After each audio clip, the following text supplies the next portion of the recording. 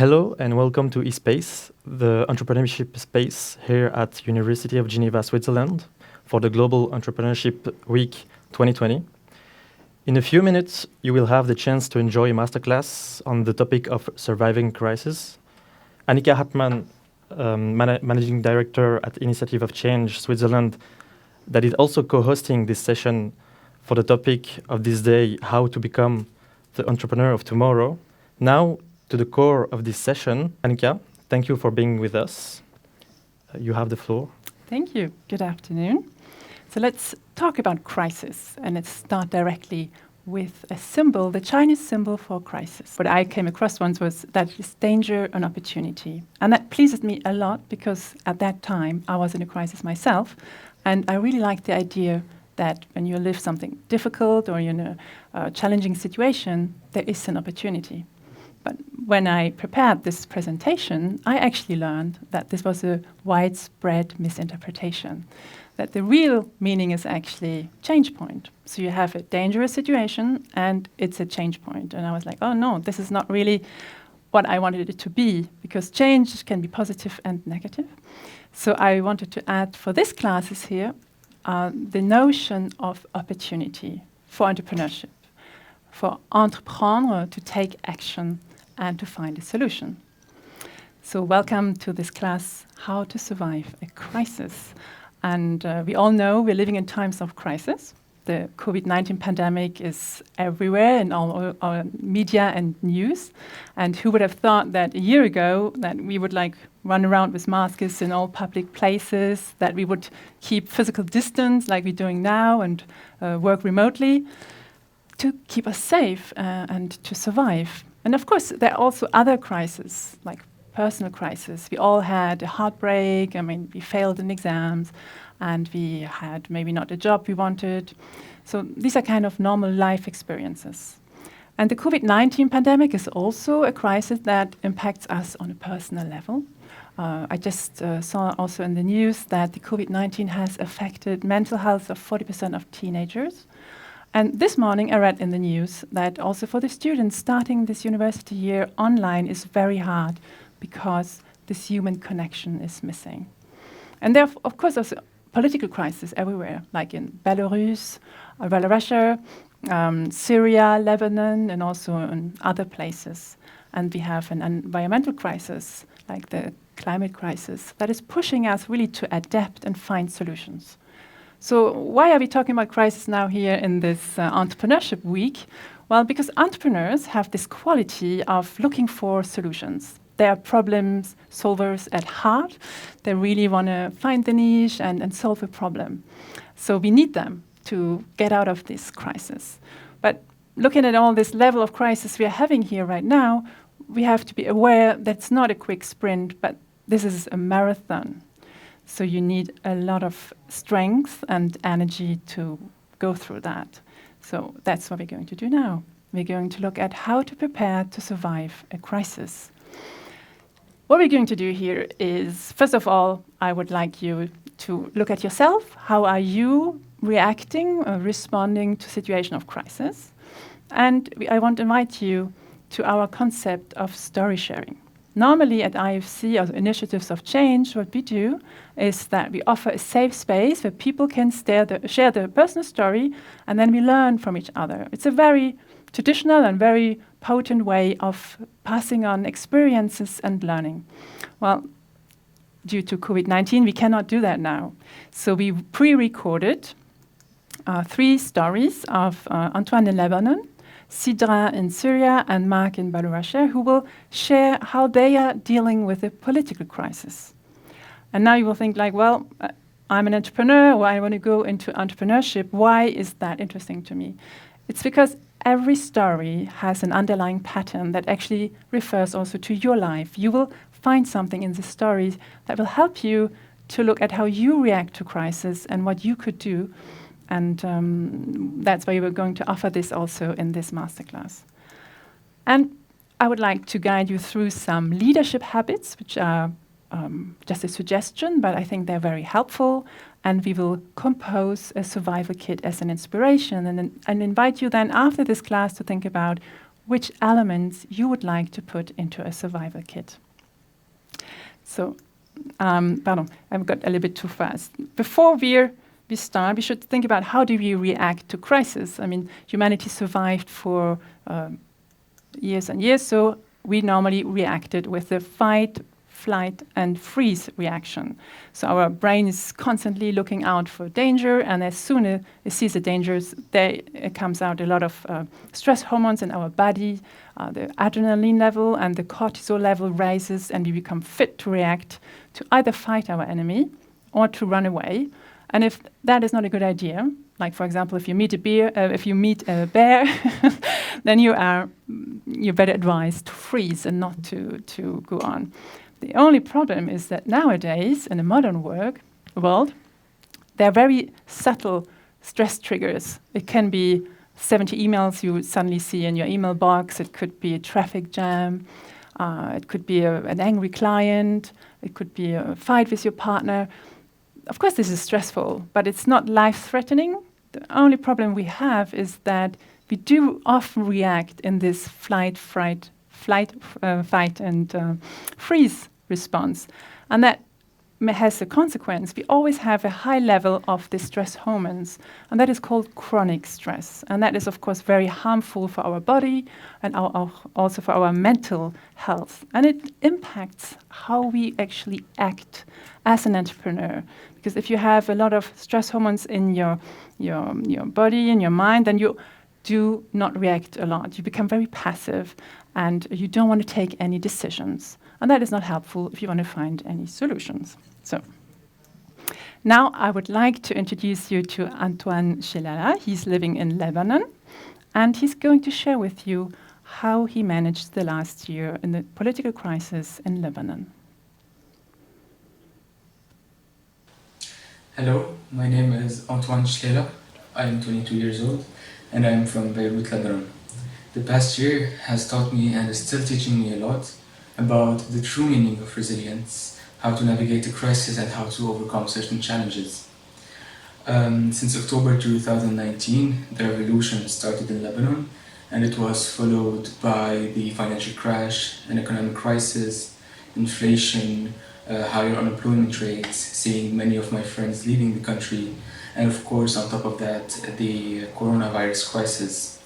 So, all in all, our daily lives do not look like our previous lives, and I found myself in many situations that I have never experienced before. And I learned throughout this year some habits that helped me take care of my mental health and keep a certain balance. The first thing is that I learned the hard way how to keep a distance from the news.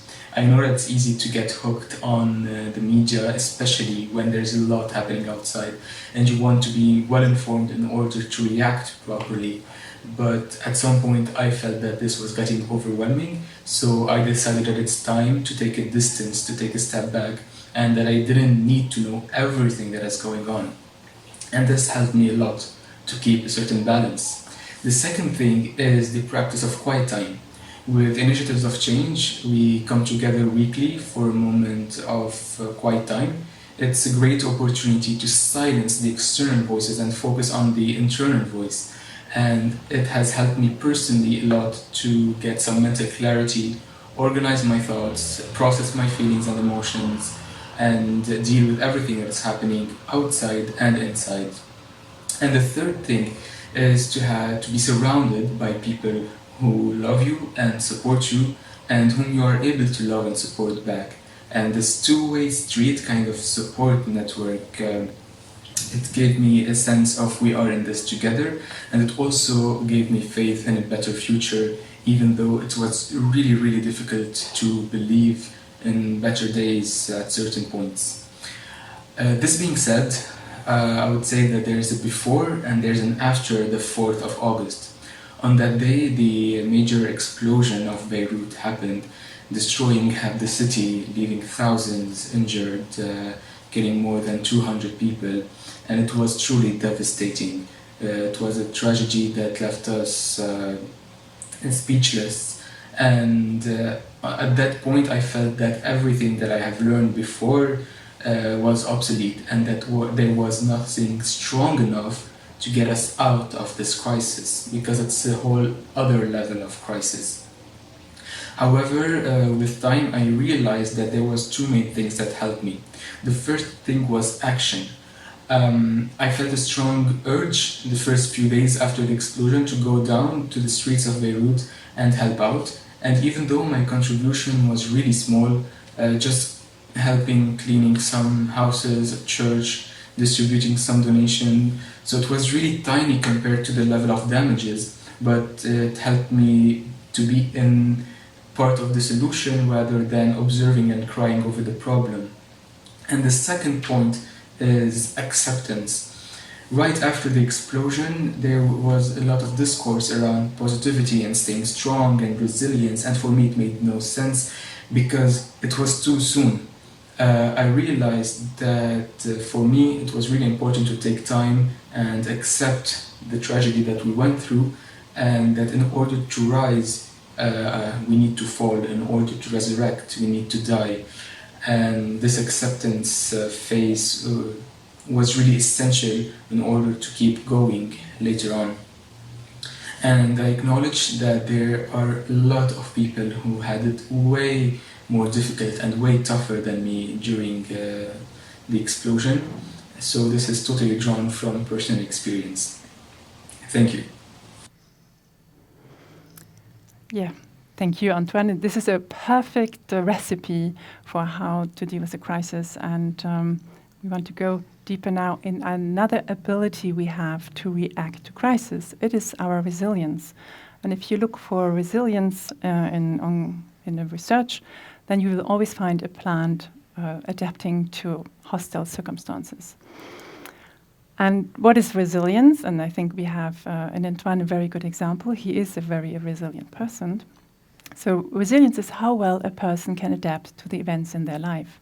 A person with a good resilience has the ability to bounce back more quickly and with less stress than someone whose resilience is less developed. So there are internal factors and external factors to resilience. So the internal factors are purpose and values, and the second is self-care. And then the external factors are social connections, like personal relationships, community and social support, and business connections.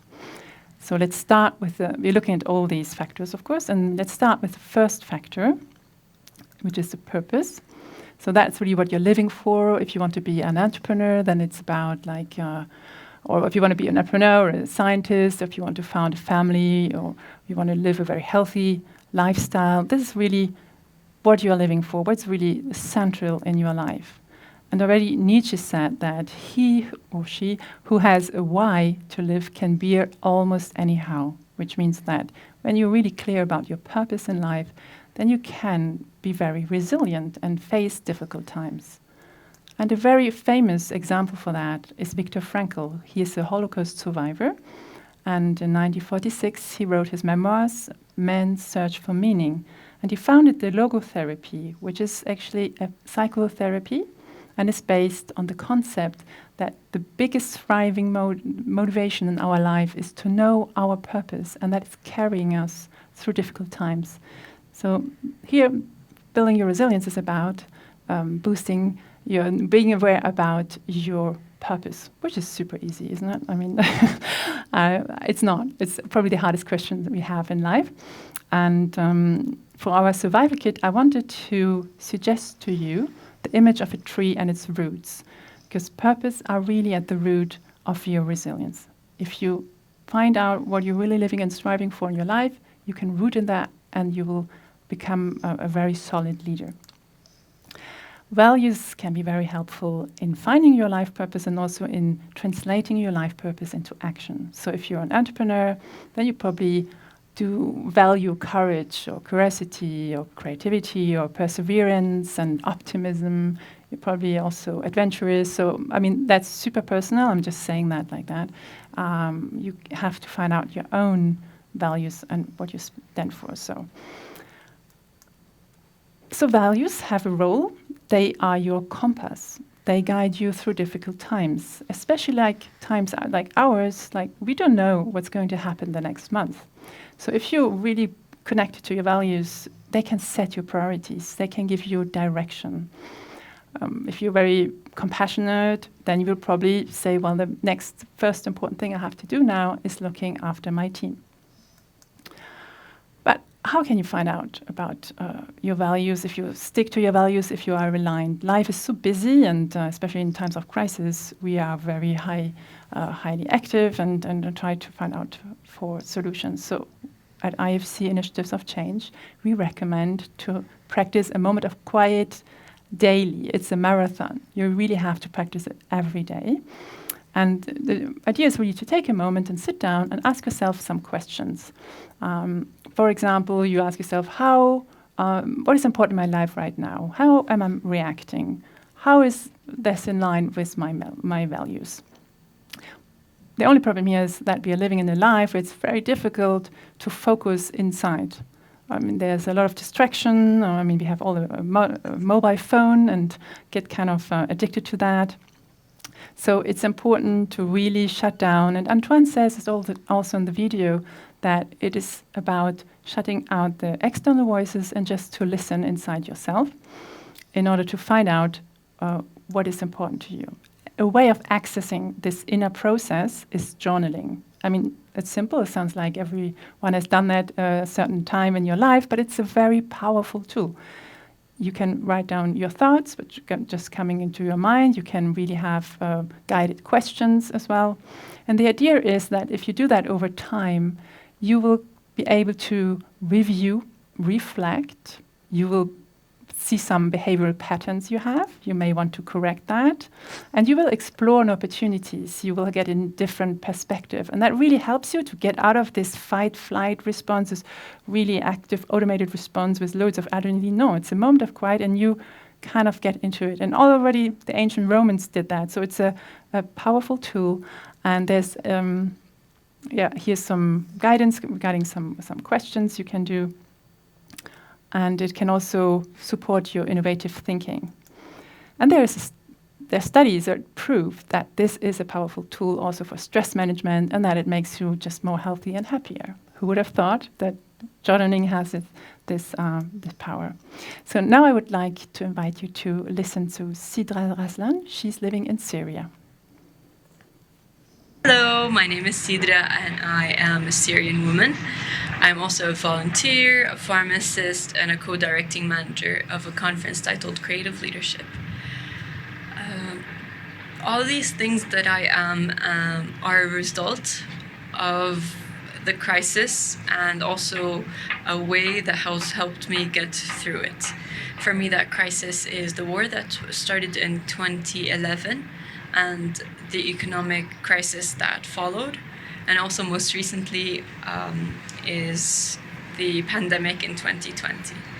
All these things that has happened in my life, and also like the nation around me has sometimes led me to feeling overwhelmed.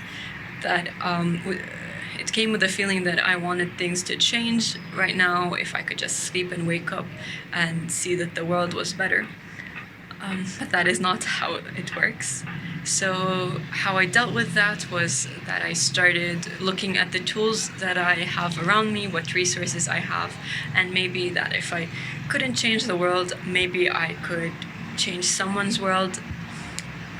That is basically what helps me get through my days, knowing that most people in Syria live under the poverty line, but at the same time, thinking that way is not going to help anyone move forward.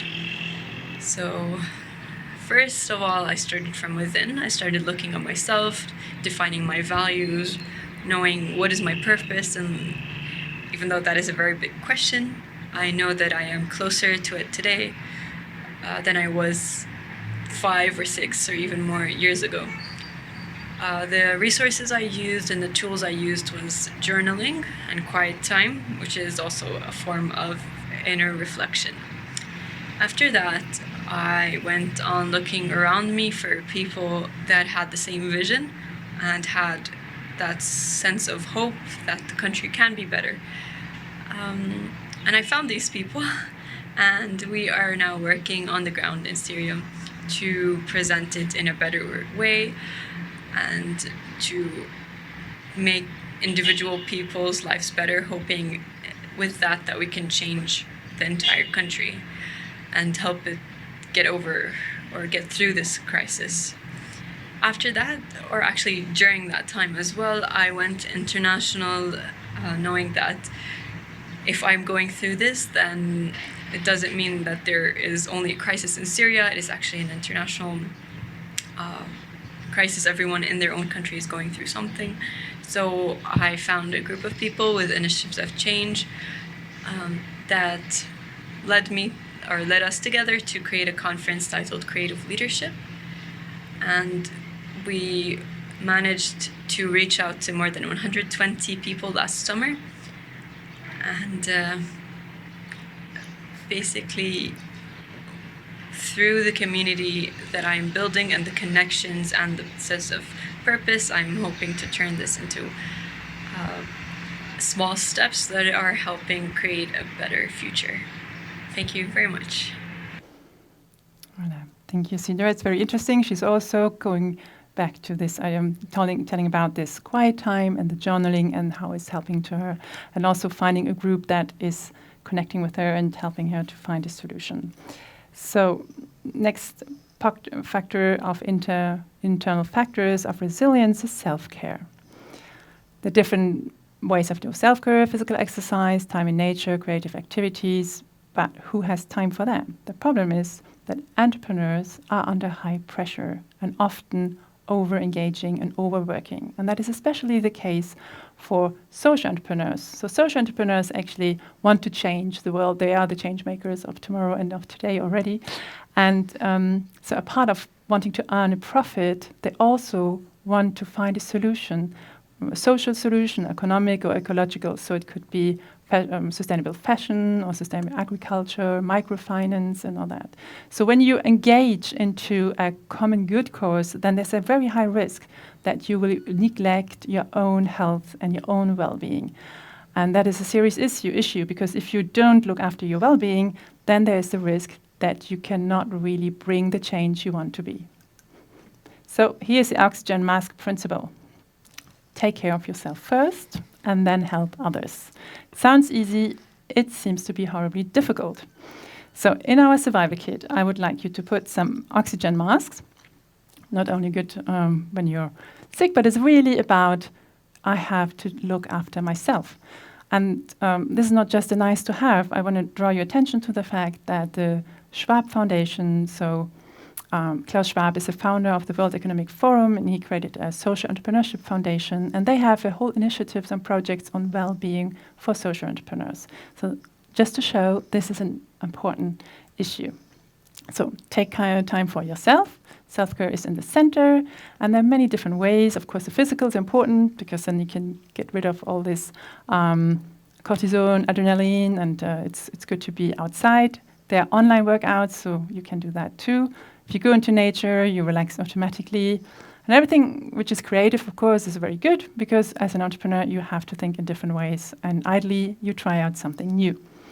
And relaxation is really an important skill to have, like yoga or breathing exercises are very recommended. And mindfulness, which is different from quiet time because mindfulness is more about really focusing on the moment and trying to ignore all the thoughts. So it's really just about to be there in the moment, and a daily practice of 10 minutes really makes your life different.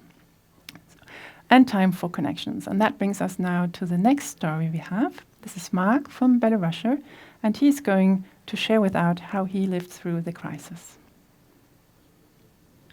Hello, my name is Mark, and I was invited to give a little talk about how to prepare to survive a crisis.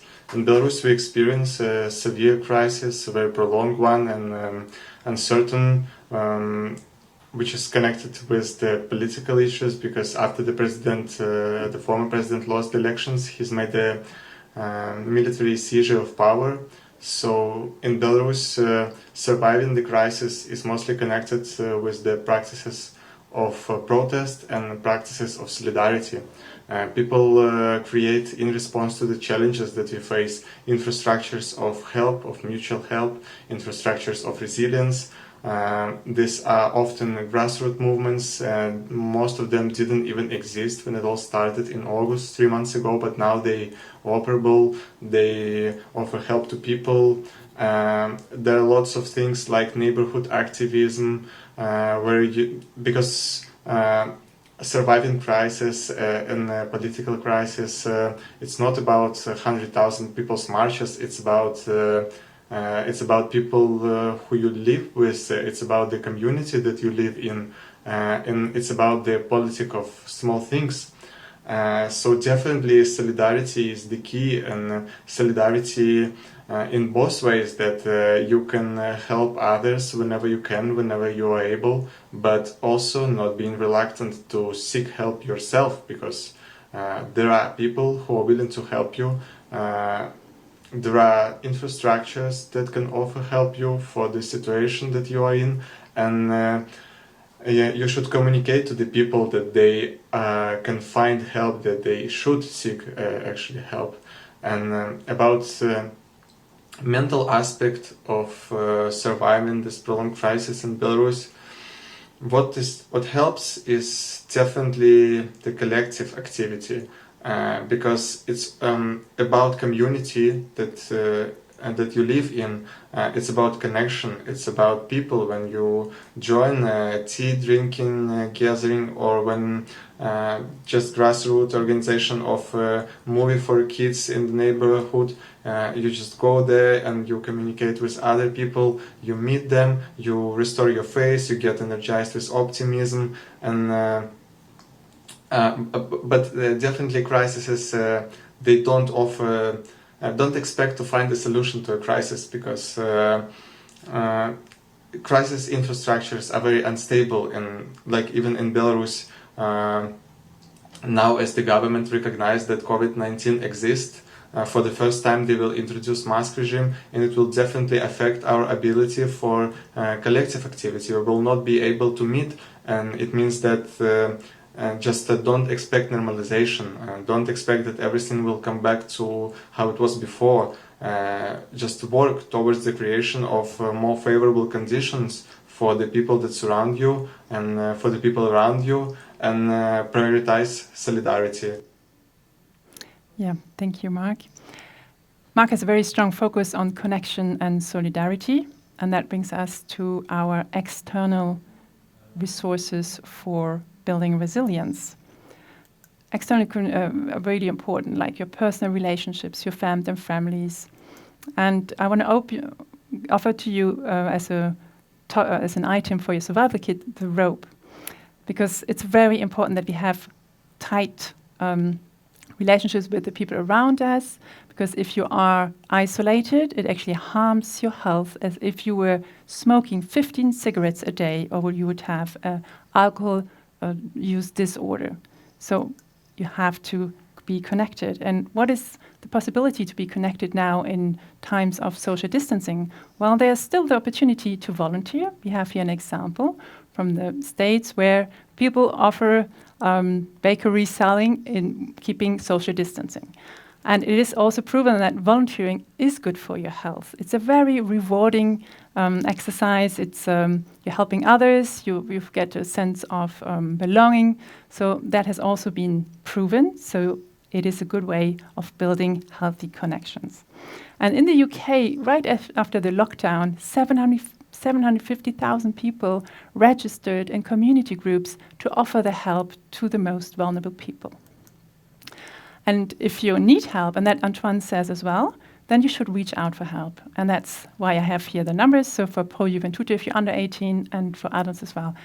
If you feel that you are in a crisis, you cannot manage yourself, then it's important to reach out for help. And entrepreneurs also need connections. They need connections to their mentors, to their teams, to their investors, to their partner organizations, and also to them as a group.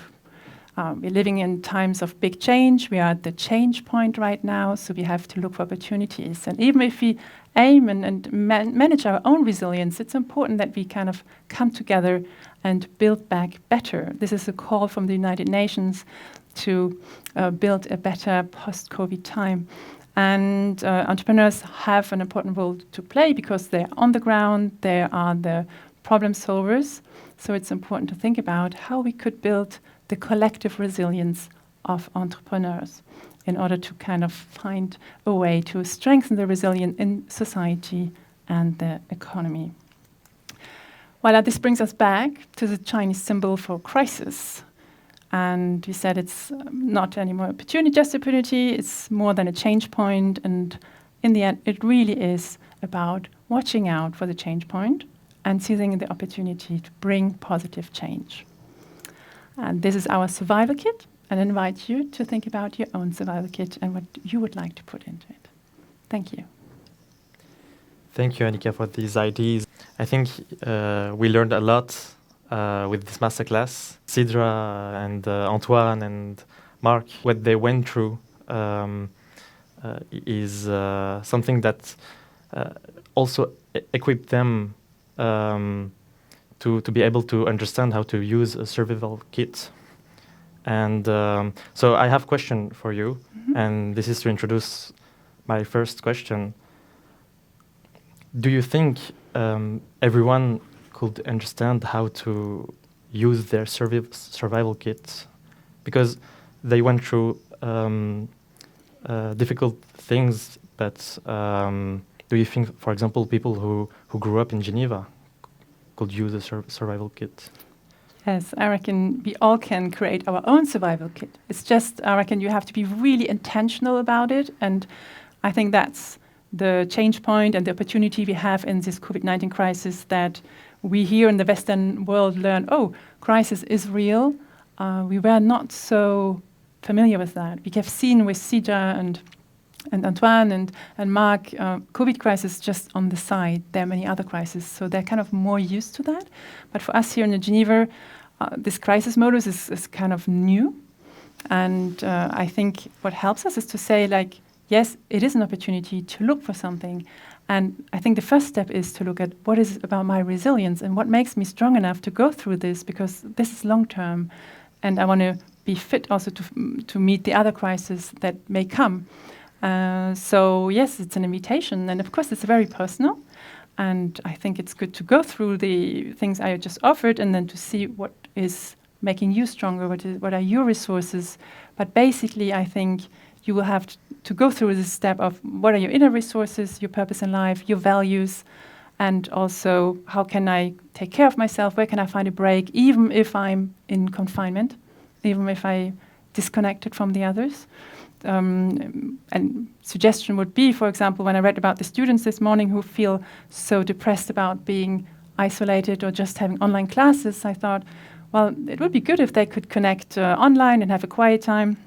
We do that at work, for example, in the office. We do that among, we all separated as well in different places. And then we have every Thursday morning at 9 o'clock a quiet time. We have a topic on the table, 10 minutes to think about it, and then we share it, and let's create some sense of community and belonging. And I think that's an important thing to look at. How can I build here online connection and find this inner resources?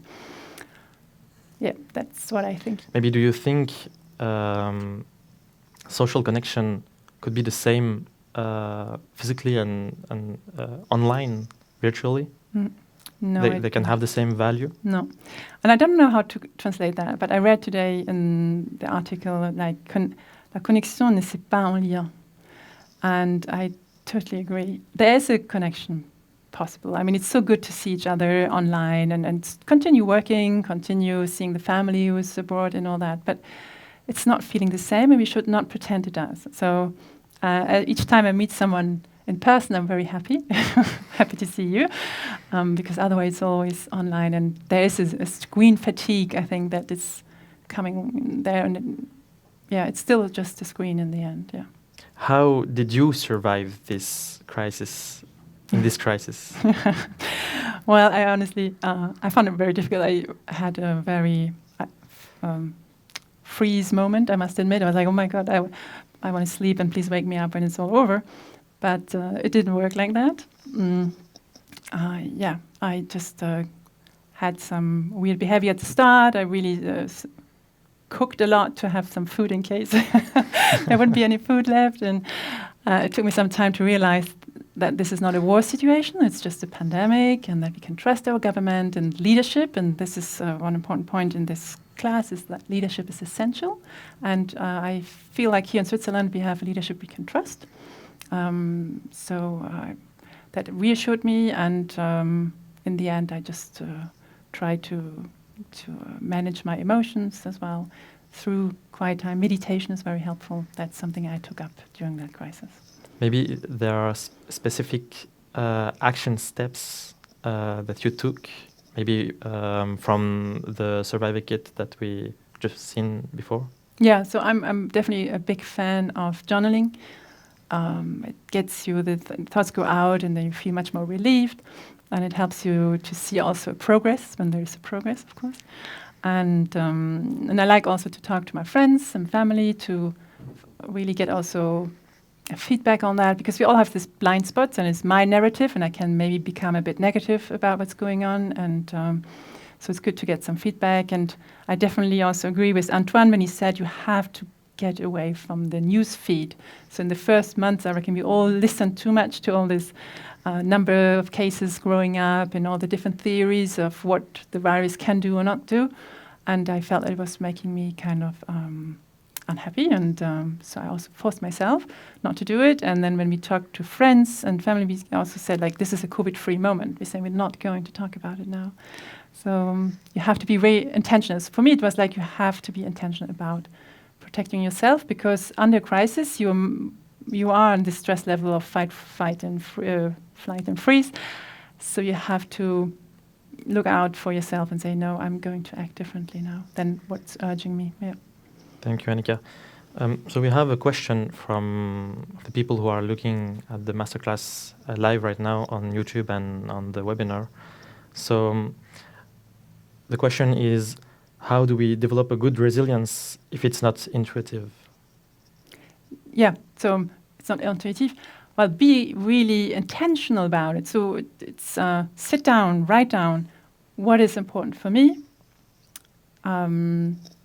Think about, I really can just go back to this idea of quiet time, what is important, what's happening in my life.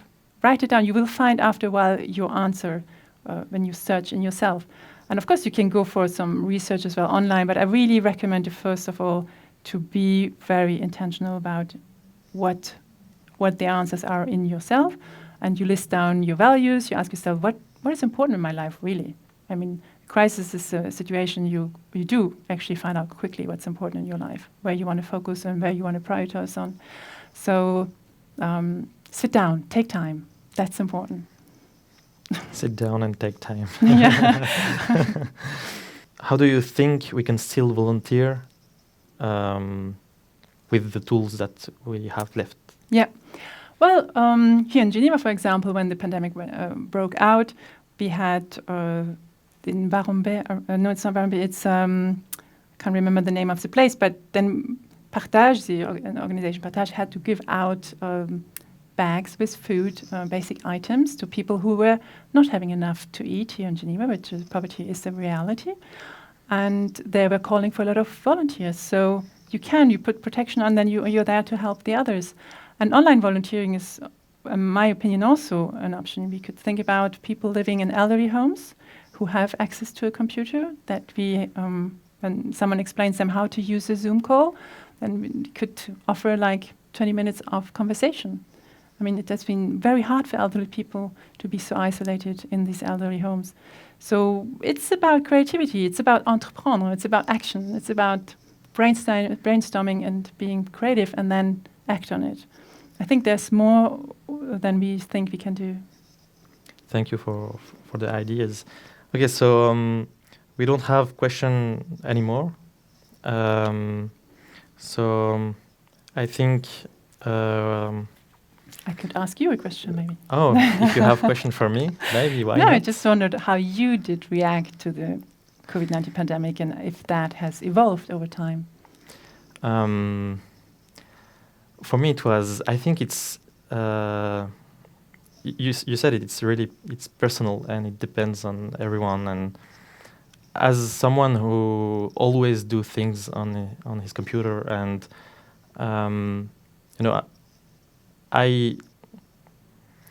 it hasn't changed much in my daily routines. I think I'm a developer. I used to play a lot, so I feel safe at home, and I don't need to go out. And all my social connection are strong, even without being physically present with people, like even with distance, because I learned to use those platforms and engage emotion even through softwares and tools, online tools. So it's weird, but I don't know if it's a gift for me, but yeah, I think it's easier for me. Maybe because I'm from this young generation, who is more and more engaged on social media, and who use a lot those type of tools to engage emotion in. Sometimes it's dangerous, but if you know how to do it, I think it can help a lot. And I didn't wait for the crisis to learn how to do that. I was doing that many years before, and I grew up like this. Thank you for the question. No, but I think you have a resilience there, that was certainly very helpful for you to navigate that crisis. Yeah. Thank you, Annika, for being with us. Thank you, everyone.